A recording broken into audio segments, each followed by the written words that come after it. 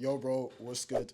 I got another guest with us today, which I think is one of the most interesting talents that will be on this channel. He's like no one else, man. He's on the ground. He's got his eyes and ears to the streets. He's like a fucking box-to-box midfielder, man. By the start of next side, I'm slapping him in the middle. Perlo, I'll This be guy's telling him. everywhere. Yeah, I said Furlough. I'll be Furlough, telling I fuck him. with it. I fuck with it. Ladies and gents, today we got FD. You Come said, on, my man. guy. Come on, I'm very gassed to be here. You know, we've been talking about this for months, I think. We finally found the time. Yeah. You know, I'm gassed. Good things take time, man.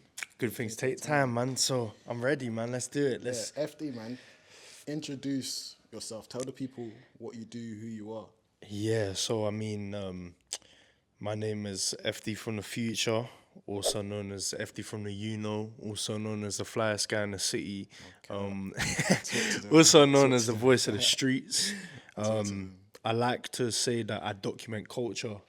So I think the whole content creative thing is one thing, but I think what I do, no one really does what I do. So I kind of have the leverage to say these type of things. Yeah. I like to say I document culture because I've documented over 50 cultural moments in the past year. Yeah. Which, you know, they go from the Cortez Crossbar Challenge to the Bobo advert to the Supreme Cortez. I announced that it's like these things, you know, a normal content creator just doesn't do those things. Yeah. So, yeah, man.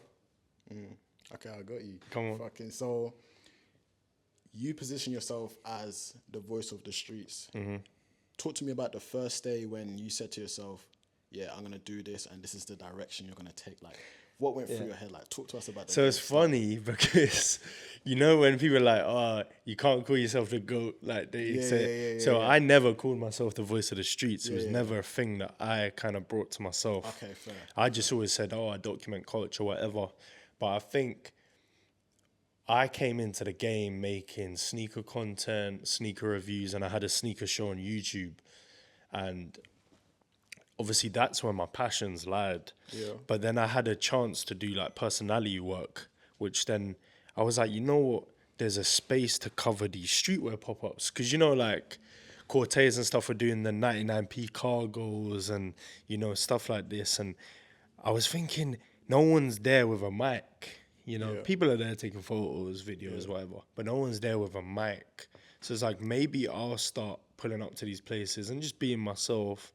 And then it kind of gradually just grew and grew and grew. And people in my comments saying, oh, you're the voice of the streets. The streets love you. You're the face for the street culture, whatever. So then I was like, you know what? Like, What was it like? What was it like when you first saw that comment? It's like, voice of the streets, like. I loved it, bro. I loved it because, again, like, personality work was never really part of my plan. That's actually insane because it's like, obviously you touched into it, but I was going to get into like, you didn't start out with the whole event stuff. Like, I looked into your old stuff, but you was even rapping at one point. Yes. So, I mean, if we want to touch base on that quickly. So, talk to us. In fact, you know what it is, yeah? Give us a timeline of your thing. Okay. I want to hear the timeline, bro. Okay. So obviously, if you've watched my other interviews, I've spoken about it. But, so I grew up in an area called Crawley, West Sussex, so just outside of London, the south of England. And from about 15 to about 20 years old, I wanted to be a rapper. So from 17, I got scouted as a model, and I was modeling. And so this is the thing, you know what? We can get into it. We can get into it. So 16 to about 20, I modeled, right? Yeah. But this is the thing. A lot of these TikTokers, all these new influencers, these new style youths, whatever, grown-ass men, grown-ass women, whatever, they came into this shit last year. Yeah. You know what I'm saying? Like, I've been in this fashion world since 2016. You know, a lot of the designers, streetwear designers, who are huge now, I've seen them coming up. You know, I watched them come up from that era. Also, like, a lot of the trends that are happening now, like, I was doing that shit back then because I was around real fashion. Yeah. You know what I'm saying? So, you know, like a lot of the shit that happens now with all these influencers and shit, nothing really impresses me because a lot of this shit, people were doing way better things like back then, but no one really knows about it because there was no TikTok, and you know what I'm saying. Like it was kind of like you had to be there to do it. You know what I'm saying? So I was a model, but the same time I was modeling, I rapped. So the way I grind now. Pause. Like No diddy, man. how hard I work. Yeah, how hard I work. I was doing that with music. Yeah. But the thing is, you will only know that if you're around at the same time. Yeah. So, like, for instance, when I interviewed Clint, He knew. because I knew Clint back then. Oh, I swear. Yeah. How do you know him? Did you go? Well, to school or so something? basic. No, it wasn't even because I'm not from London. The first time I ever spoke to Clint, he shouted me in 2016, I think, and he because I was modeling, we wanted to model for his first brand that no one really knows about. Right. That's what I'm saying. So I've seen Clint grow from then. So you know when people like they talk bad on him, I could never. And I fully respect him and I love that guy. I think what he's done is amazing. So you would have had to be there to know that I rapped. Because a lot of these London people knew me because I was a model and I rapped, and you know, I met a lot of people early on. Even when you was rapping, you kind of made a small name for yourself in as well. Yeah, it was a lot harder because I was outside of London. Yeah. But the thing is, when I was in London, you know, I was around that scene, the fashion scene, the modeling scene, and you know, back then there wasn't a lot of models. You know, now everyone's a model, everyone's a rapper, everyone's a content creator. It wasn't like that back then. Yeah. So I was rapping, cool. Let's fast forward a bit. I was rapping, whatever. A whole bunch of stuff happened in my life, in my area. I met my girl. She's from London. And I was like, I need to get to London. Like, what can I do? So this was like COVID times. Basically, I was like, cool, I need to come to London. So I started this sneaker show because I ended up moving to my mum's house. She ended up moving to the countryside because she was done with my area. And that's how I started meeting a lot of the people in the sneaker industry. So I was just making a sneaker show or whatever, and it kind of showed my personality. And then I ended up getting a job as a sneaker authenticator off the back of that. Right. So that was my entrance into London. But the thing is, people don't realize that when I moved to London, I didn't have a room to stay in. So I stayed at my girl's crib for 6 months, and I was grinding outside of a suitcase. So I did that for 6 months, and then I was working this job. And then at the start of 2022, I had this personality job with Coated, the platform, and I covered a Stitch pop-up. And I don't know if Stitch is still around, but I didn't know who he was. And we went there and I covered it, and this kid was wearing fake Bapesters, and the video went viral. So I was like, you know what, maybe I could do this a lot more, innit? But I've just never thought about it. Yeah. So then that year I just gradually started doing it. And then I worked with eBay at the end of that year. And basically because of the company I worked for, it was a conflict of interest. So I got a warning for that in my job, my day job. And then the authenticator job. Yeah, the authenticator job. And then in 2023, in the April, I did another job with eBay in March, sorry. And then I was at work for like a month, and I was like, yeah, bust case. And then I got fired. So I was going to ask about that. Like, yeah, so I mean, that's the timeline. And then I got fired. And then basically, long story short, I told myself I have 2 months rent. I got to change my life in 2 months, or I'm going back home to my mum's. And everything I worked for is down the drain. And then we're a year later, and I've made nearly 3 times my wage in a year. So it's funny because it's like the way these kind of pressured moments can push you into creating something out of yourself from nothing when everything seems impossible is actually nuts, because it's like, how many stories have we now heard where people are in these kind of dire situations where nothing seems possible, everything seems like it's going rock bottom, and then boom. Well, you know what it is? I feel like it's a caliber of person, though. 100%. Because 100%. Like, you have to be built a certain type of way. Yeah, you have to be you know, there has to be a reason. There has to be a reason. There has to be a motivation. There has to be a drive. Because I can't lie, bro. My parents came to this country as immigrants. They had no bread. My mom had no bread. My dad had no bread. And I watched them struggle my whole childhood. And then my mum got cancer the same year my parents split up. So imagine all of that happening as a child. Yeah. And then, you know, you're going through the motions as a teenager. You know, all this shit's happening around you, street shit, teenager shit, you know, all this shit. And then you're like the college dropout, you know, you don't do well in school, you know, all these things, everything's against you. And then you finally reach our older age and then you're like, fuck, I need to get out of this place. And then you get out of this place and then you're back to square one and you go build it up. And it's like, bro, some people aren't built for that. You know what I'm saying? 100%.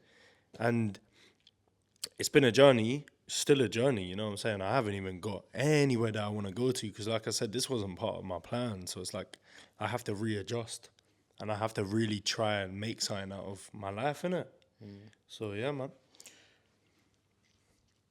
You said when you was rapping around the end, like the end part of that, you said a whole lot of stuff went down that kind of was, I'm guessing, a dark phase in your life.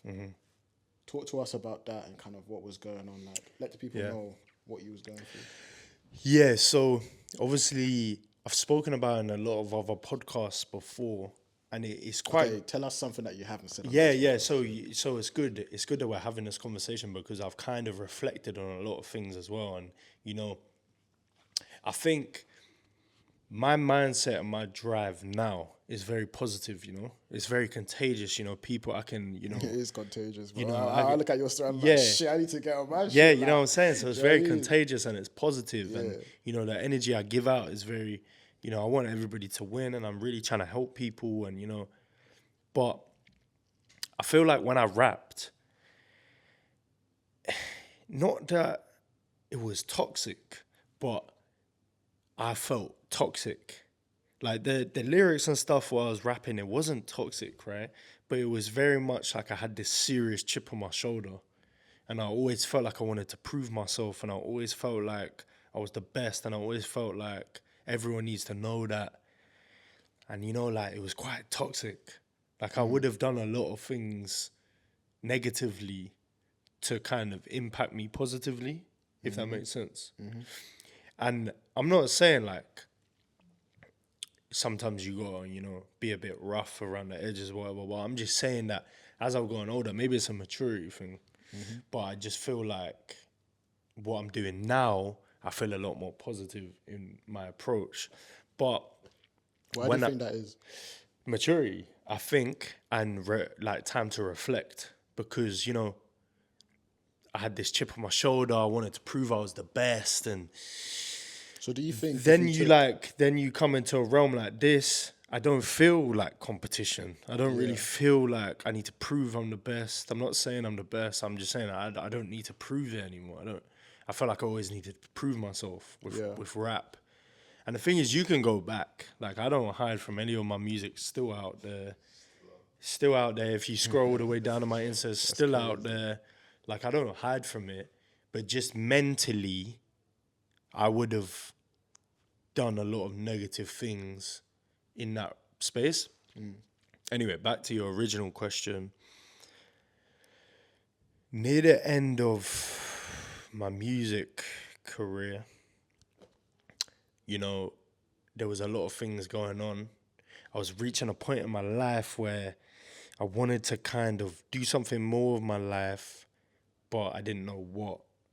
And I was around a lot of people who were saying, oh yeah, we're doing this, we're doing that, but we're not really doing anything. And then basically my boy got killed in 2019 in December. And, you know, like, bro, he got killed at 20 years old. You know, you're not meant to see that shit, you know? Going to what happened, or... Is that too federal? Yeah. I mean, I've never really spoken about how he died. So I don't want to talk about that. Okay, that's fair. But if you know me, you know who I used to hang around with, and you know, I mean, if you're from my ends, you know who he is. My guy Swell, you know, rest in peace. That's my dog, man. Love him forever. But I just think out of the respect for his family and that, I don't want to say For sure, how he got for killed. sure. But it was like, you shouldn't be getting killed at 20 years old. Yeah, of course. You know what I'm saying? Of course. So, yeah, so when he got killed, you know, it was a very hard time for me and a lot of the people around me. And I was still making music, and then a year later, I made a song dedicated to him. Basically, long story short, I knew someone who knew someone big in the industry, and they were ready to pay a lot of money behind the video. And instantly, I was like, I don't want to do it because I don't want to. I felt like I was monetizing off my friend's death, and it also made me kind of hate music because it was like, where was this love when I was dropping a freestyle every week for 6 months straight?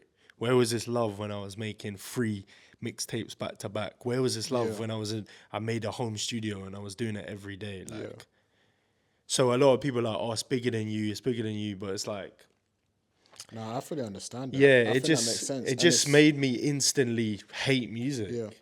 It made me instantly hate the craft that I loved for so long. And then, yeah. So you say it made you hate music, and Mm. obviously with this content creation, you feel like it's more you. Do you not Mm. think it's kind of a thing of maybe music wasn't for you, and maybe this was more so for you? Well, Because like, what if you started? You said maturity is one thing. Mm-hmm. Let's say if you started rap now, do you think you would have been in a better place with rap? Do you think you would have been further? Like, how Well, would you yeah, feel? no, I truly believe everything happens for a reason. Yeah.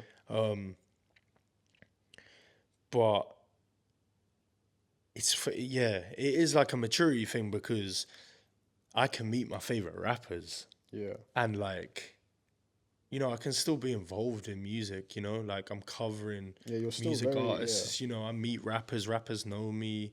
And you know, like when I interviewed AJ Tracy for like the second time, he was like, oh, what did he say? He was like, oh, do you rap? And I was like, nah. And he's like, your mic presence is so good. Like, you're so good on the mic. Yeah. Okay, so it's basically like a transferable. Right. So it's skill. like a transferable skill. But I think, you know, one advice I've always put out recently as well is like, sometimes you have to give up on your dream for another dream to happen. For something better. You know, because if you told me at 19, you're not going to be a rapper, there's no way in really get hell. heartbroken. There's no way in hell you could tell me that. Yeah. Because I really put in that work and I really did my 10,000 hours plus on rap. You know, I really put in that work. This is the problem, I think, with this new school, this new generation, you know. Everybody just expects things to get handed to them, you know. You know, a lot of people, they hit me up and they're like, oh, I'm a Nepo baby. Or like, oh, you know, he's got friends in the industry. It's like, bro, I've been nurturing these relationships since 2016. Yeah. So what are you talking about? Like, I know all these people in the industry. Like, bro, people don't know how hard I've had to work to get to the point I'm at now. Like, we're not even talking about 10 years' time. We're talking about the point I've had to get to now. Yeah. You know what I'm saying? These people just expect to make a couple videos and think, oh yeah, should man's got a couple thousand views. The brands need to start shouting me. I've been nurturing these same brand relationships from when I was a model, bro. Yeah. You know, this takes... What, did you just used to hit them up or? Yes, bro. Yeah. Because my approach as well, which, by the way, everyone's catting now, so we can talk about that. But this whole, you know, Monday, everybody hit me up, I want to work. Because no one's going to do that for you. You know what I'm saying? No one's going to go out and go get the work for you. Everybody's out for themselves. So, yeah, I don't know what the original question was. To be fair, I fell off track a bit as well. Yeah. And Yeah, it's more so like the kind of darker phase, like in your life, like. Well, how I think... 'cause I feel like everything happened simultaneously at once. If I'm not mistaken. Yeah, so basically, if I put it quickly, my boy got killed. My dad moved to Scotland, so I moved out of my area. I had to move to the countryside with my mum, which distanced me from the people in the area, which was kind of good but kind of bad for like a young male. You didn't have that brotherhood. I didn't have that brotherhood. I didn't have anything. You know, I had my Just on mum, your own. my brother, my real brother, and the job I was working in like a factory, bro, a bakery factory down the road from my mum's. And then I met my girl, and then, you know, I was back and forth. And then and then I got the job in London, and I moved, and then come to London. I got no friends, technically. Had to make new friends, had to make new opportunity for myself. Yeah. Started in the sneaker industry, moved into fashion and all that, music.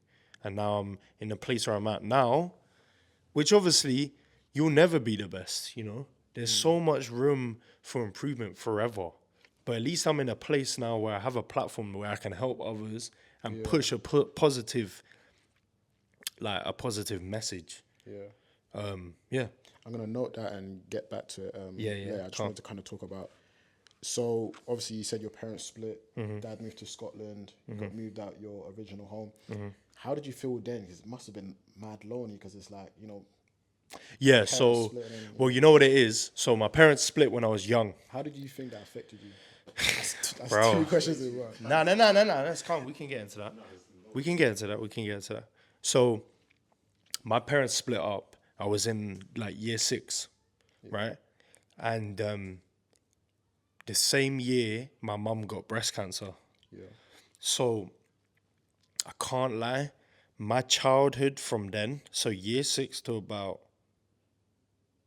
so let's say like 3 years, with the whole duration my mum had cancer, my whole life was a blur. You know, I don't really remember much. But I can't lie, I had this conversation. I went back home for Easter, had this conversation with her. You see, like, when your parents split really young, it will always mess you up in terms of relationships. You know, like, you have this anxiety with relationships, marriage, things like this. Yeah. So that's one thing. Yeah. Then the area I grew up, the people I hung around, it gave me anxiety. It brought a lot of anxiety for me. Yeah. I was in a lot of situations as a kid, as a teenager, as an older teenager, college, that I didn't really want to be in. Then you go to college and you become a man. You know, you lose your virginity. You start fucking all these girls. You do bare drugs. You drink bare. Yeah. Then it fucks you up. Then I'm suicidal at 17. Yeah. Then I get scouted for modeling, and you take this kid from this happy but deprived life, and then you take this kid and you take him to a casting to Stone Island. Or you take this kid and you fly him to Spain for 5 days, everything paid for, and he does about 2 hours work every day. Yeah. So it's like, why the fuck am I still going back to my ends doing niche? Yeah. You know, so from So that that's like age, your turning point then. so from that age, you start to see this different perspective in life, which is like, shit, there's so much more to life. But then in your day-to-day, you're not doing anything. So it's like it's confusing for someone. So, you know, I say this all the time, and it's funny because 2 like youths asked me this on Instagram live when I was doing a live. They're like, "Oh, where do you get all your motivation from?" And I was like to them, pain. But I was like, you're too young to understand that because you don't understand how to channel like shit. Yeah. So when I was younger, I always used to think the world was against me, innit? But now I'm older, I know how to channel it into like a positive thing, you know, into motivation, into drive, into work ethic, things like that. So yeah. That's insane. Yeah. That's crazy. Yeah. I've got a story, man. My story is crazy. I can't lie. Yeah. One thing I highly respect about you is how you're very kind of vulnerable. You're able to speak about these topics. You know, the other day you was talking about crying, and obviously especially among men, it's a very kind of, I guess, like a low key topic. So with your kind of vulnerability, what's your kind of aim, and how did you get to a stage where you're able to just be so kind of open with people, especially to the public. We've got 13,000 followers, and then you got another batch on TikTok. So being vulnerable, tell us about that.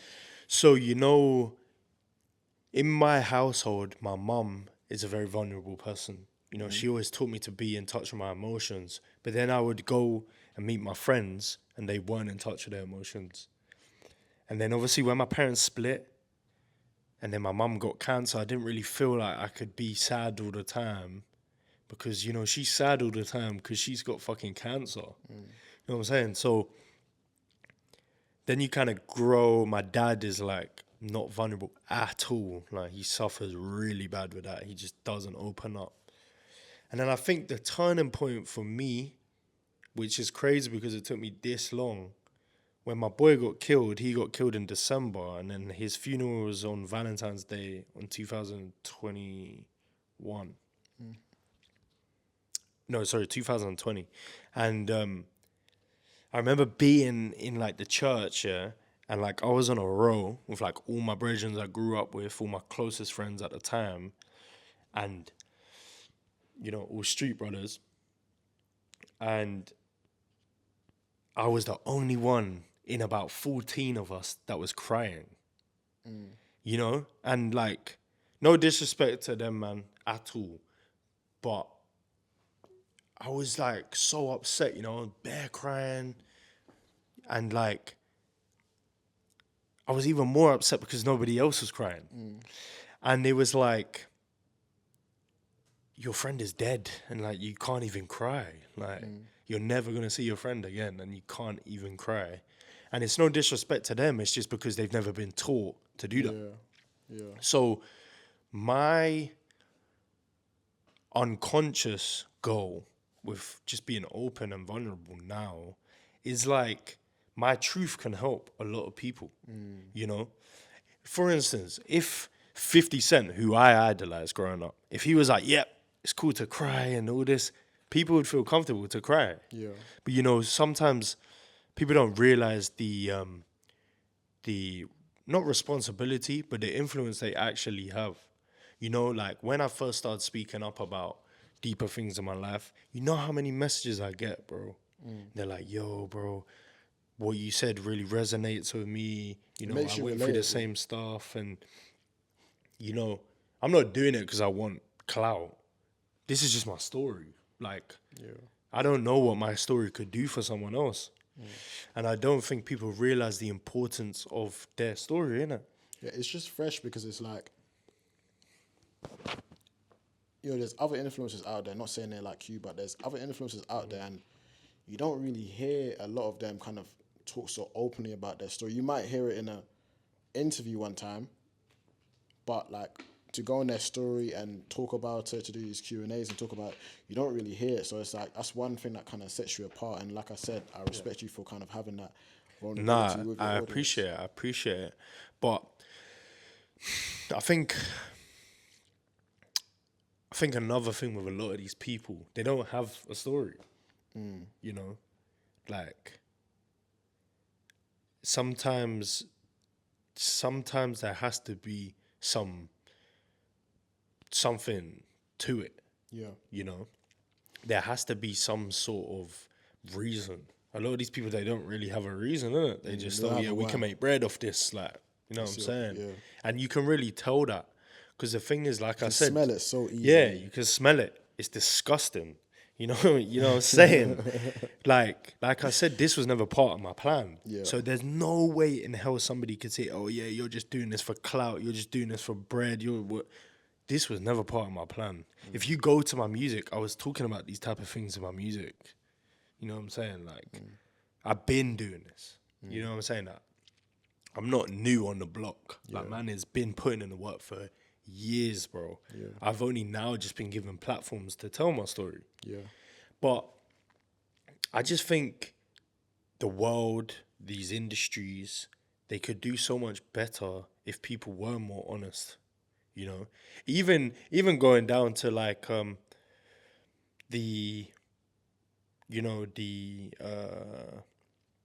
designers, you know, being more open with their stories, because we all see the fucking the flash cars, and we all see the money, the watches and all this. But it's like, how did you get there?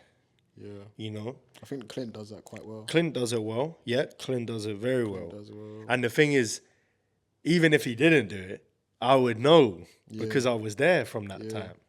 But I think it's great what he does because he shows where he comes from and he shows the progression. Yeah. When a lot of these new school TikTok brand man and fucking whoever they are, it's just very much like, oh yeah, we're so cool and like all this. But it's like, what do you actually do though? I hear it. Like, what are we actually doing here? Yeah. Like I said at the start, the amount of cultural moments I've covered in the past year, a number means nothing to me. Yeah. Me being able to go out on the street and have a kid come up to me and tell me, yo, bro, your podcast, they helped me so much. I'm so confident to stand in front of a camera and do this. He might be the next fucking Ant and Dec blood. I don't know. Yeah. And that's because of me. Yeah. That's the type of shit I care about. I don't give a fuck about this shit. Yeah. You know what I mean? Like, so yeah. One thing that you actually no, let me circle back to this question. So you said that one thing that keeps you going, the thing that keeps you going is pain. Is there like anything else that kind of keeps you going? And well, yeah, I think pain is obviously one factor of it. But then there comes this essence of a life as well. You know, like, for instance, my boy got killed, right? And I've said this before, like, he never had the chance to sit down with you and talk to you. Yeah. Or he never had the chance to, you know, have a child or, you know, go to Thailand or I don't fucking know, right? Go to Japan. He never had the chance to do that. So I think a lot of people, they take life for granted. You know, and I just came back from my family house and I just saw my cousin who I ain't seen in years. She's got a newborn baby. Then my other cousin who I see quite a lot, she's got another kid that I first met now. So it's like, these things are so beautiful, bro. It's like, I feel like people just take life for granted. Life itself is one of my biggest motivators. Yeah. You know, I'm going to tell you now for free because I've heard it off camera. I've heard conversations and shit. A lot of these new people in the scene, they do shit for bread. Yeah. Everything for bread. Yeah. When I stopped caring about money, when I rapped, all I cared about was money. Yeah. Right? And I was broke for the most part. Yeah. Right? But all I was talking about was flashy shit. Yeah. Because, you know, I was a model, you know, I was buying Stone Island and I was trying to flex, right? Yeah. But in the grand scheme of things, I was broke. Right? The moment I stopped caring about money, I started making money. Yeah. Right? Because your drive has to come from something you actually care about. Yeah. So I think now my main motivators are life itself, obviously pain, but also the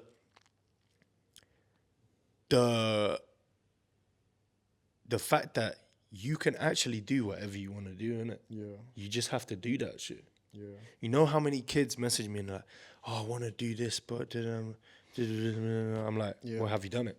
Yeah. No. So why are you DMing me then?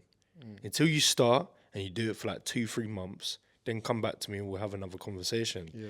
And there's a lot of kids who have done what I've said and they're doing their thing now. You know, sometimes motivation has to really come from like a real meaning. Because I don't believe no one until like they actually show it. You know what I'm saying? So, yeah. Another thing that you're kind of very passionate about, and I also respect you for, is this kind of thing of having massive amounts of self-belief in yourself, believing that pretty much anything you put your hands on turns to gold. Like, really, really kind of believing in yourself. Where does that come from, and how did you channel that? How did you build that up? So, this is what separates me from other people because, like I said, I studied music. Yeah. You know, down to the T, bro. I've watched every single interview with every single rapper I've loved or not even loved, right? Yeah. Every single rapper, every single mogul, every single businessman that I think could influence me, every single businesswoman, every single, you know what I'm saying, successful person, right? I really do that. I really have done that since I was 12, 13, you know. I did like sport and stuff, but not as much as my brethrens. When I was at home, I was on Tumblr, I was on YouTube, I was in that world. You know, I really put in that type of homework, you know. So you adopt these mindsets from young. Then you need an avenue, right? I'm fucking dyslexic and ADHD and all this shit. Yeah. So creativity is the thing I flourish in. Yeah. So when I started rapping, I knew from the start the only way I'm gonna do well is if I believe in myself. You know, if you knew me back then, you would know that I was like, I'm the best in South. Yeah. And I wasn't talking about London. I was talking like the south of England, right? The area I'm from, to Brighton, all that. Because there was a lot of rappers my age, same place. But this is what I'm saying about being toxic. Because then it wasn't so much arrogance, but it was very toxic. You know, like I was ready to like punch man up if they were going to say I wasn't. Yeah. You know?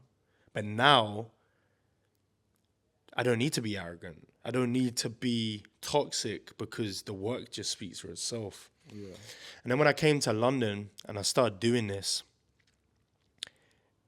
is why life is funny, because these new school people, they probably look at me and they're talking in their group chats about me and he's got no followers, like he ain't got shit. But these are the same people that are in my DMs talking about how do we work with this brand?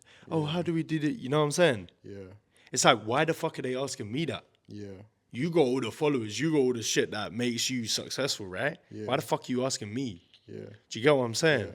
So sometimes the self-belief is all you need. Yeah. Because I've been in meetings with huge brands, huge people, right? And without my self-belief, there's no way in hell I would have been able to get into that room. I said this in another interview. I think self-belief is probably the best advice in the world. Like if you truly, wholeheartedly, unapologetically believe in yourself, that's the best advice you can give. And it comes back down to that reasoning. This self-belief didn't happen overnight. Yeah. This self-belief happened with modeling for 4 years, traveling 2 hours to London to do 2 castings, to get told no to your face, to get cussed out to your face, 18 years old, and you can't do niche about it. Yeah. It takes years and years of rejection with music. It takes years and years of rejection in life to get to the point where you have to be the only person who believes in yourself. Yeah. You know? No one in the world, can tell me I can't do anything. Yeah. You know what I'm saying? Kanye said that in an interview once. Because he was like, oh, I want to go to the NBA. Yeah. I want to go to the NBA. And the guy's like, you can't go to the NBA. You're like 5'4". And he's like, I can do whatever the fuck I want. Yeah, I think Kanye is one of the best. But you can tell I studied him. Yeah. Because I've implemented a lot of his mindset back then. Back then. Don't get me cancelled. Don't get me cancelled. Back then. Right? Took me a second, but I was like, what do you know what I'm saying? About? So you can tell who's really studied game. Yeah. Look at Clint. Clint has studied game. Right? He studied game. There's a lot of people you can tell who studied game. Yeah. I don't need followers, bro. Yeah. eBay started working with me when I had 3,000 followers, bro. Yeah. I don't need followers. You don't need followers. You just need real life. Yeah. You need a real life message. You need a real life energy. And you need to be pushing positive things. That's it.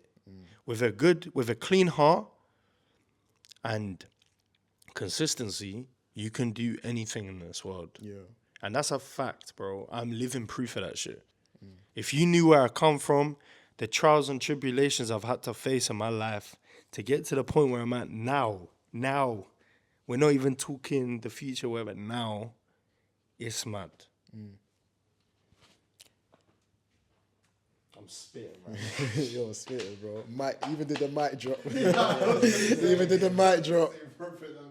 You know, when I started doing sneaker reviews on my TikTok and stuff, like, in my old job and whatever, I didn't really have a problem with that because I was like, it kind of got addicting, you know? And this is what I'm saying. People ain't ready to put in that work. Yeah. I was putting out 4 videos a day for a year. On YouTube? On TikTok. All right. I was going to work, filming a couple shoes, editing it on my lunch break. And then when I was having a shit or something, I'll do the voiceover and put it out. Yeah. And that was it. That's how I gained the gradual following. Like, even still to this day, I get likes and comments on my old sneaker reviews. Is there people like who ever reach out to you? They're like, oh yeah, I remember when you were doing sneakers. Yeah, man. Somebody, That's I used to do this thing where I would show the bottom of the shoe and I'll be like, oh, I call this one the chocolate bottoms, or like I'll call this one the candy floss bottoms. Yeah. And I did a DN review the other day because I got the JD exclusive ones and no one did a video on them yet. So I was like, oh, let me do it to be the first one. And I did the whole, I call these the deep blue bottoms. And someone was like, oh, to hear the bottom slogan again is so refreshing, isn't it? And I might meet people and they're like, oh, I was following you when you did the sneaker reviews and that. so good. So it's great. And then, you know, I still meet people now and they're like, oh, I remember when you rapped. Like, I knew this song and shit like that. So, but yeah, I think now I don't really get frustrated because I don't really give a fuck about views. If I clear 1,000 views on a video a day, I'm happy. It goes because I post 3 a day on TikTok. Yeah. So I'm like, I don't really care. If it does 1,000, I'm fine in it. Yeah. Because in a week's time, it's not going to be on 1,000 views. Do you get what I'm saying? It's a massive learning curve for like content creators like us, because it's like, it gets to a point where you're going to have those posts where it's like, it just doesn't perform well.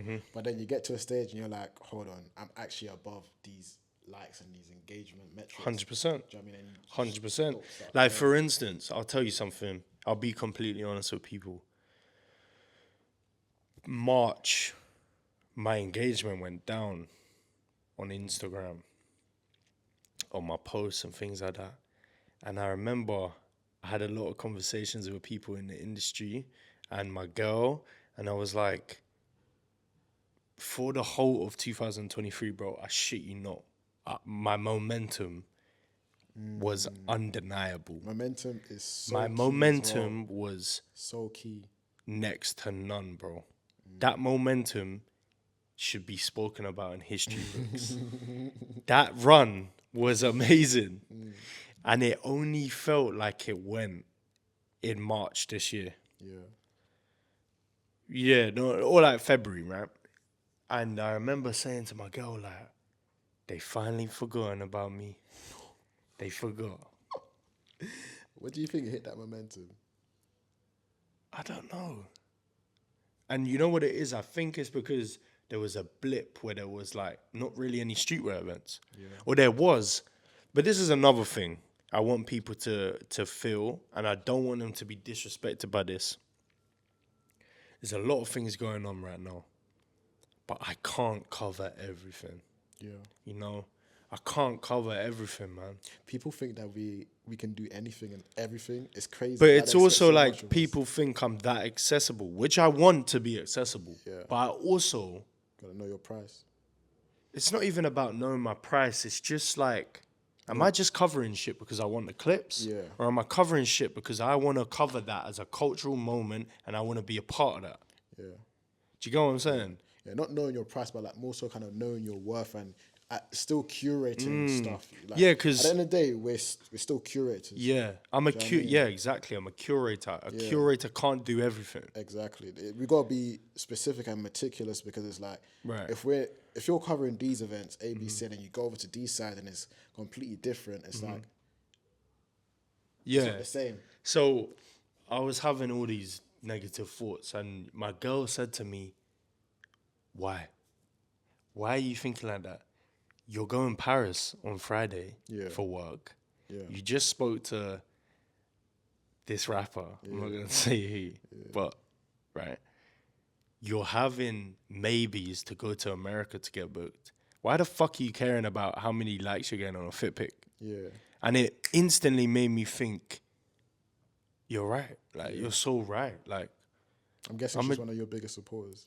she is, but she one of my biggest haters. Nah. That's him right here. My girl's the realest person I ever met in my life. She's the coldest person I ever met in my life. She keeps me humble. She also has had me in my darkest times, you know? And she's just, like, untouchable, bro. Like, certified woman, bro. Certified. Her mum, her family, certified, bro. Like, without them, this probably wouldn't have happened. Because they housed me. You know, like I said, everything happens for a reason, innit? But they housed me for 6 months. That's a long time, bro. Do you know what I'm saying? So we got to big up my girl and her family every single time, because without her, this shit wouldn't have been possible. But yeah, I just think I snapped out of it. And then what happened? The universe starts working back in your favor, and then you're like, why the fuck did I even give a fuck about that shit? Yeah, milli views. Because that's the thing. It's like, I was like, damn, man, they forgot about me. And then I do the Cineworld thing. I'm back in this bitch. You know what I'm saying? I'm back. We back. We shared it as well. Yep. Back Shout out, views, Sench. man. That's crazy. Very good. That, Yeah, that was lit, man. I love Sench, man. He's a legend. Have you ever met him? Spoke to him? We spoke. Yeah, we spoke. He's a legend, man. Hey, we're gonna get that interview out soon. Yeah. Soon. I really. Yeah. I really hope me and Sench can work properly this year. I'm hoping. If not, we'll do it next year. We'll run it back, or we'll make it happen. But he's very in touch, and I don't think people realize that. Oh no, he's very in touch. I've realized like he is very, very like. And when I tell you he's very in touch, Drake's very in touch. All these people are very in touch. Yeah, of course. Especially Clint. Clint's very in touch. But yeah, so you know, life is a beautiful thing, man. People take things too seriously. You know, the problem is, I think, with this whole new style streetwear fucking content creation, people just don't do shit that they like. Oh my God, I'm so glad you touched on it. You see, Bro, one thing I don't actually dislike, and why I like kind of your direction, is because I feel like UK fashion streetwear is more so a thing of, let me say some stuff that everybody else said. Yeah. For engagement. Yeah. They're more so saying controversial opinions for engagement and clicks, as opposed to actually saying something on the actual. But you know, like, and I hate that. I just fucking hate that shit. You know, when everyone's like, oh, what trend do you hate? Bro, the trend I hate is people not doing shit that they actually like. You know what I've been seeing recently? And some guy, on my way here, I go off the train, this guy said, yo, what up, man? Hope you're good, man. Shout out Neil. His name was Neil. He was like, yeah, I follow you. I fuck with you and shit. And I was just chatting to him, and I was like, oh, did you lot go shopping, him and his brethren? He's like, yeah, I just bought the TN football boot. And I said to him, you know what's fucked about that boot? They send it to, like, people who don't kick ball. It's like, what the fuck is going on, bro? And this is the argument I have when I consult with brands. Why the fuck are we sending shit to people who don't care about it? Yeah. You know? Start sending it to people who will fucking go above and beyond for that fucking seeding.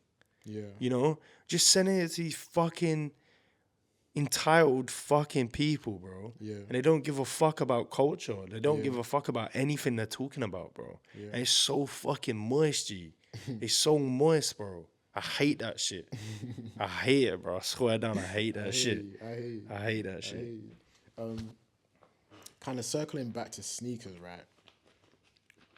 One thing I also saw you do is a lot of sneaker concepts. You should do your own kind of sneaker concepts as well. Talk to us about that time, man. Yeah. So, a lot of people don't know I'm working on my own shoe. Yeah. I've been sitting on my own shoe for a while now, but it cost about £10,000 to make an outsole. So, that's nuts. Just think about that. It's not the same as like making a hoodie. There's blanks for hoodies. You're basically crazy. making the blank for the outsole, right? Yeah. So I don't want to put out my shoe until I can do that. So what I'm gonna do is drop my own brand. Yeah, so you hear him? I want to do a collab before I put out my own shoe the guy, because I want to be able to show people what I can do. Yeah. But again, this ain't no fucking Samba. Again, no offense. No Timberland. No fucking. Nah, what Samba else? can have offense. Samba can have offense. What else is on TikTok now? Like fucking Burks. Burks, but there's some Nike shit. This ain't like the references I have for this shit are old shit, you know. But what was the original question? My concepts. Sneaker concepts, yeah. I want to do more of them. I just ain't got the time because they take a while. But the concepts were a way for me to show my brand language without me actually having to put any money to it. Yeah. Because them concepts are fucking insane. Okay. Right? Yeah. In my opinion. Yeah. Because no one's really seen that being done before. Yeah. In terms of the silhouettes I was mixing. Yeah. So that's almost showing you, oh, this is the type beat he's on for his own shoe. So yeah. Got you. Yeah. Do you ever think you'll make a return to them though? Obviously you said you're too busy. I do want to, but I'd rather make the return with a real shoe. Like with a collab. That would be cold. Like, yo. Because I was mixing like a Jordan with like a Reebok. Yeah. Or like I was mixing like a Nike with a Reebok overlay with an Adidas sole. You know? Yeah. It's like I want to be able to actually do that with a brand. Yeah. You know what I'm saying? Yeah. I want to be that guy in terms of footwear. Because we've had it here. But we don't have a Tinker Hatfield. You know, I'm not saying I'm a shit drawer. Yeah. But I'm an amazing visionary. Like visualizer, you know what I'm saying? So if Nike were like, yo, we could give you a shoe right now, I'd make the coldest fucking shoe, bro. The coldest. So we'll see, innit? It's just a matter of when. Yeah. To be honest. But that is my main goal. Antonio will come out soon. Not in a rush. Next year? I was thinking, oh yeah, before summer, but now I'm just thinking maybe before the end of the year. I don't know. I'm sitting on a lot of designs and shit. I'm just like... It's feeling like an album, man. It's feeling like an upcoming album. Yeah. I'm just like not in a rush because that's another thing. Everybody's just rushing to put shit out, bro. With this design thing, you actually have to take your time. You can't rush it. And like I said, I don't care to be like the best streetwear brand. I'm only doing it because I want to be able to put out a shoe. Yeah, it's a long-term game. Yeah, it's a long-term game, man. This is the thing. People think my name is just my name, bro. My name stands for so much more, bro. Yeah. Because that's another thing. All these fucking new school nerds and all this, they just care about the moment. Yeah. I'm talking with brands about the next 5 years, bro. Yeah. Consulting with shit for the next 2 years. Yeah. You know, thinking about where I want to be in the next 5-10 years. You know, this future thing is real, bro. You know? It's like, not that it's a lifestyle, but like, if my name alone can help people to, you know, try to do more with their future, then fucking, why not, innit? Yeah. Do you know what I'm saying? Yeah. So, yeah. You said something about your name means much more. Where did your name even come from? There's a bit of a digression, but FD from the UNO. Yeah, I've spoken about this loads, but basically, long story short, this is what I'm saying as well. Like, you can't talk to me like I ain't putting the work. I was 18 and I went to Toronto because I linked up with a guy called Jimmy Prime, and he was in a collective called Prime Boys, who were around Smoke Dogg and all these big rappers in Toronto. He was affiliated with OVO. He did like demo tracks for Drake and shit like this. And I went there to network at 18 years old, bro. Scared, bro. Going to the hood and all this shit. Scared, bro. And fucking just before I went there, Smoke Dogg got killed. So the whole trip kind of just went like, phew. But I ended up linking Jimmy. And Jimmy's name was Jimmy from the Six. And I was like to him, he was like, you need something to kind of brand yourself, like something catchy. And I was like, oh, could I take FD from? Because my name was FD, innit? So I was like, oh, can I take like FD from? And he was like, yeah. And I was like, FD from the future. And he was like, yeah, that's cool. And then that was it. But now it's like become like this brand, which is great. It is great. And it means so much, right? But FD from the I just always say like, like you already know, or like, it. And then I was like, oh, Chunks and Philly have like their little slogan, and like all these people. I was like, I need something that's kind of like, that means something to me.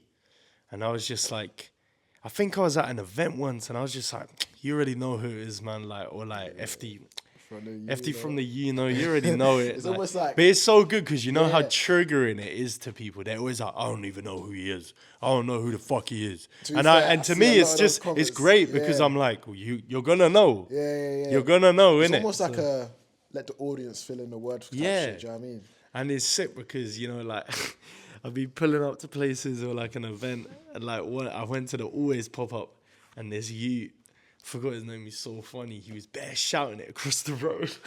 He's like, he's like, FD from the And then there's the clip of Sloan and Tioni bare screaming it in the mic. And so it's cool, innit? It's just like, something it's fun, sick. It's innit? like, it's just branding. Yeah, like. it's just branding. And the thing is, it's not forced. It's like, I actually natural say, like, but everyone, I remember one place I went to and they're like, oh, we were gonna bring you Uno cards because I spell it like innit? But that's just some slang shit. Like when I was growing up, we always used to say with the, you know what I'm saying? But yeah, man.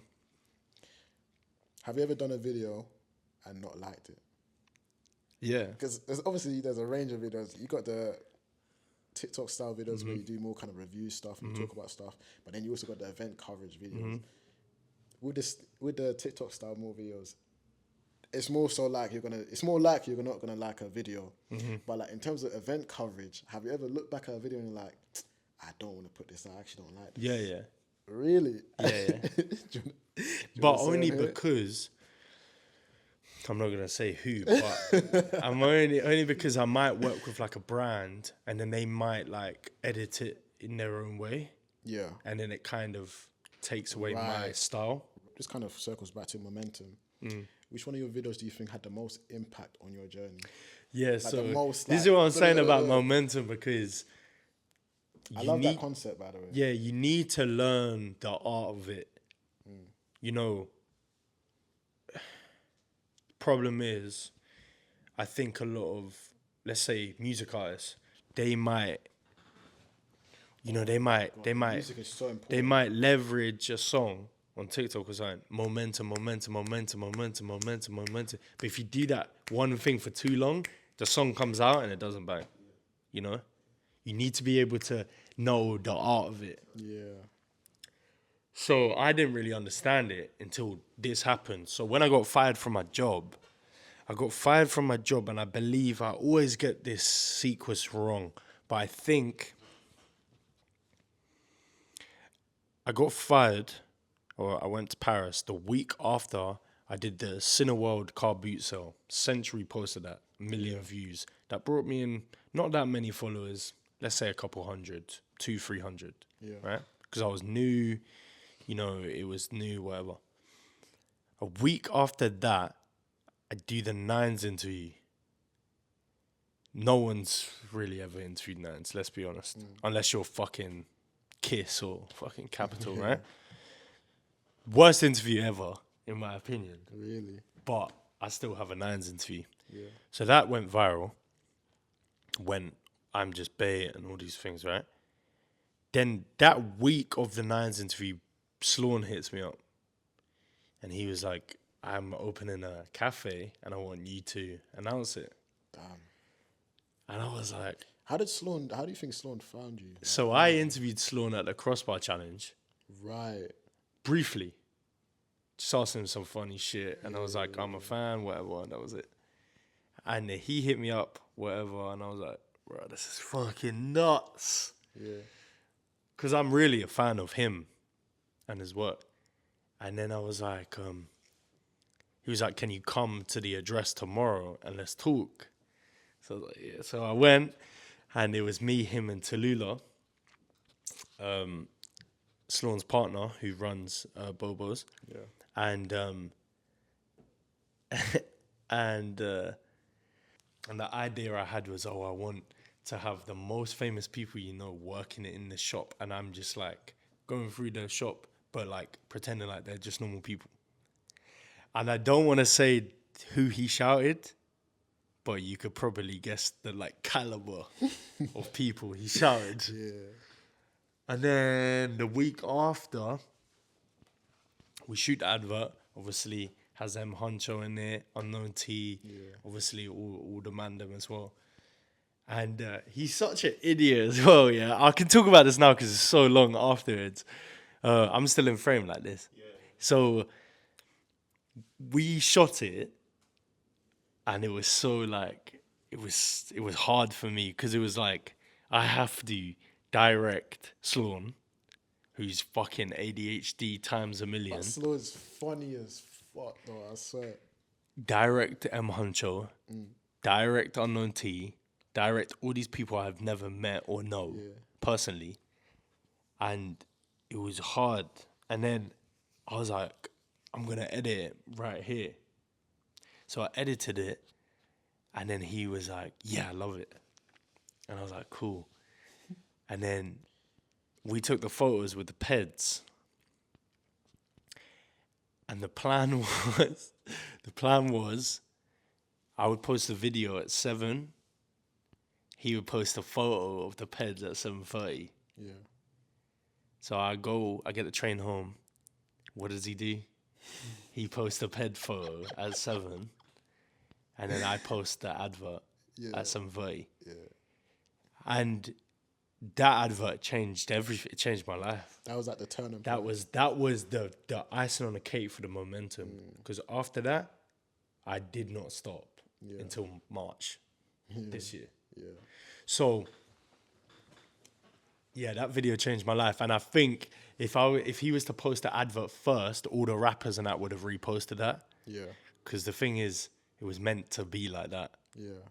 But it still changed my life. So it's still, you know, people still to this day talk about it. I go to different countries that talk about it. Yeah. It brought me a mad following from Nigeria as well. Really? Africa, yeah. He's got a cult following. A lot of people in Ghana, Nigeria. It brought that fan base to me. Yeah. Who they're still with me now, innit? They're still hitting me up. And so, yeah, man, Sloan, he changed my life. Shout out Sloan. Shout out Sloan. Whether or not we work together again or whatever, like I'll always have so much love for him and Tallulah, man. They're both very, very impactful people in this culture. 100%. Especially Tallulah, she does a lot behind Bobo's, all the clubs, all the events. The amount of events I've gone to at Bobo's is amazing. So it's sick, man. I love it. Would you say that's your favorite video to date? No. Would you say is your favorite? I think, you know, I've got so many favorites, you know, that I think a lot of people don't really care about. There's a lot of events and stuff that I've done, and the edits, I love the edits. So many of them. I think all my edits are so good. Yeah. In terms of main event edit. Highlights and that, not so much. Yeah. But like main event, they're so strong, bro. Yeah. Because you know, there's one thing, you know, and please, people, take this with a pinch of salt, but hand on heart, without my documentation, the most we're getting is a photograph. Yeah. Or, you know, someone's story from the day or whatever. But without my documentation, for the most part, you're not getting that. Yeah. You know, with my video, it allows someone in Nigeria to feel like they were actually there. You know, because it's so quick and it's like, there's one side of the event, then there's another, then I'm with the owner, then I'm with the fan, then I'm with the clothes, then you feel good. Like you're there. Yeah. You don't need to be there to feel like you're there with my video. So I think a lot of videos I love. But I think one of my favorite... Top three? Or just throw some up. Well, I think the Cortez Supreme announcement was like... that was huge. So the momentum was up. Yeah, that momentum... But I remember I said to my girl the end of last year, December, I said, I don't really feel like I could top this year because I've done so well and like so many cultural things. How can I top this?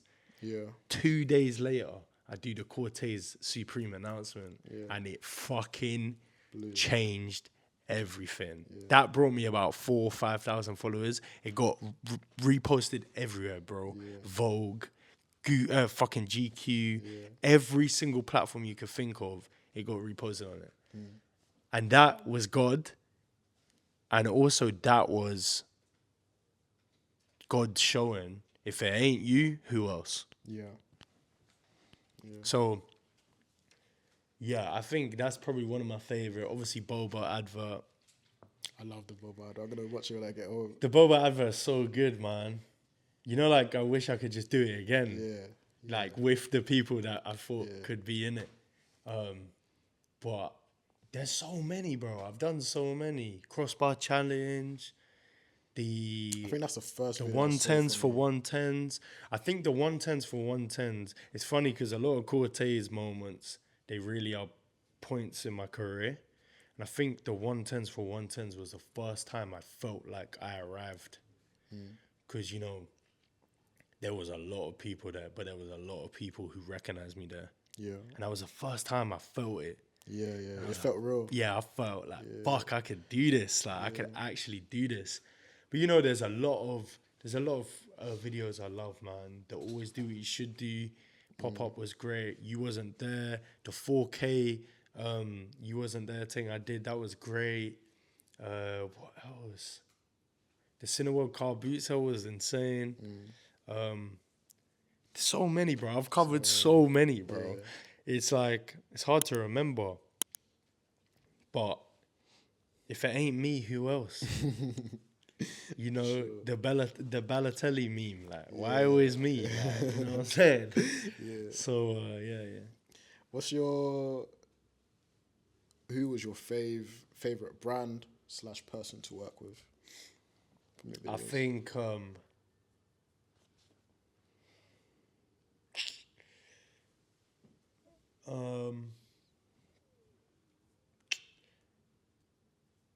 I'm not going to say one of the streetwear people because I think like that's just a bit too political for me. But I think eBay. Yeah, I think working with eBay because honestly, bro, they've really changed my life. Yeah. You know, they've really given me the platform. Seems like they gave you a good support system. They give me a really good support system, man. Shout out eBay, man. Yeah, shout out eBay, and they really care to make the change. Yeah. Obviously, they're a massive corporation, so things have to take time, but they're trying, innit? So I think for them, 100%, and I think what I do with them is very organic. You know, we work together, but it's not like, it doesn't feel like you're getting fucking suffocated with promotion. It's just And it's like, difficult to do that because they're so corporate. yeah.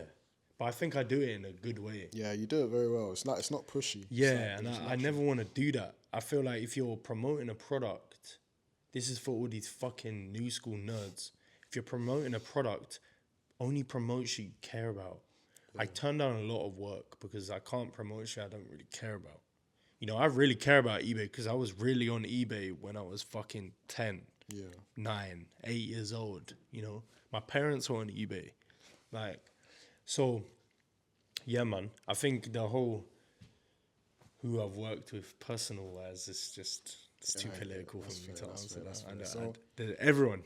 yeah. Everyone I work with is No amazing. favorites. No favorites. No favorites. How did that partnership come about? With eBay? Yeah. I mean, I could talk about it, I guess. So, obviously, I worked with them doing personality work, and then I got fired from my job. Yeah. But my plug at eBay wanted me when I was at the other job. Right. Because I wanted to do like social media or something with them. But then I got fired and I was like, not putting pressure on them, but I was like, I'm just fucking like, I got 2 months and that's all I can do. Like, I can't, you know what I mean? Right. And then they patterned a deal with me in the August. Yeah. So let's say like mid-April I got fired, had about 2 months, but I was fucking busy, so I was making bread. And then they got me a deal and then financially kept me afloat for a long while. Yeah. And then we're good again this year, so they're my damn. peoples. But Yeah. that was literally it. There was somebody in the company that believed in me and believed in my energy. And that's what we need, man. We need more people, you know, who actually care in these brands, because they took a risk with me and it fucking paid off. Yeah. Like, for us both. Sometimes that's what you gotta do, innit? In this game, you gotta take risks. It's so good to see that from a corporate company because you don't see that from them. No. They're so kind of polished, professional. For them to kind of let loose and let even an ounce of personality, you know, over their company is very. They take it as like the biggest risk on earth. But you know, you're a good example of how that can pay off. But this is the back to that point I said earlier about knowing how much responsibility you have. Yeah. Sloan didn't need me to do that advert. Yeah. You know, he's Sloan. Yeah. You know, he didn't need me to do that advert, but he knew what that advert would do. Advert? Yeah. I feel like I'm bugging out when I say it. He knew what that advert would do. Yeah.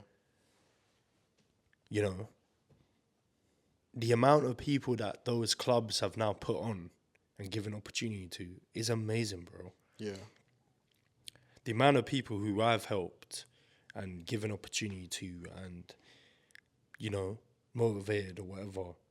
We need people like Sloan. We need people like that at brands. I'm not saying we need people like me, but I'm saying we need people with the heart of mine and, you know, because why do we need to gatekeep shit? There's enough bread to go around. Trust me, there's enough bread to go around. A lot of money in there's a lot of budget to go around, right? And also, I'll be telling brands, you can really tell when someone cares about your brand or when someone doesn't care about your brand. Why the fuck are we sending TN boots to people who don't play football? Yeah. Like, why the fuck are we doing that? Yeah. Why are we doing that? Yeah. I need to see a video of them kicking ball today. Because that's going to be on their fucking app where they sell shit tomorrow. Yeah. What is the point in the waste of that? Yeah. Send it to a fucking upcoming kid who kicks ball online or like a footballer or something. Send it to that shit, man. You know what I'm saying? Yeah. So eBay. That was the answer to the question. Yeah. Okay, cool. We got 5 more kind of quick fire questions, right? Ideal brand / person to work with. I don't really know. I've worked with a lot of brands I like, innit? Yeah. So I don't know, but I would love to work with like Supreme, or like a streetwear brand. I can see officially. That. Yeah. Like a Palace, a Supreme. That would be dope. Like in a video. Yeah. Because I am UK streetwear. Hey, if you're listening, if you're watching, so it's like, hit 'em up, let me just be in an advert. Like I don't even fucking want much. Or slap your email in there. Yeah. Email and bio. So, That's it. but in terms of like artists, love to interview Drake. I was actually gonna ask you that. Yeah. What ideal person to interview? Yeah, Drake, Pharrell, Nigo. Yeah. Nigo, I think mostly out of all of them. Because without. Okay, we'll speed up. So Nigo out of most of them because honestly, he's the reason why I got into fashion. Yeah. Bape was the reason why I fell in love with fashion. Yeah. But you know, there's endless amounts of people I'd love to talk to, and I will talk to them. You know. Well, make it happen, man. Yeah, 100%. I've got trust in you to do it. 100%. I can't wait. We'll look back at this interview and be like, yeah, this guy said he's gonna do it. 100%, man. Nigo, come fuck with me, man. Pharrell too. Let me be in a Louis fucking campaign or something.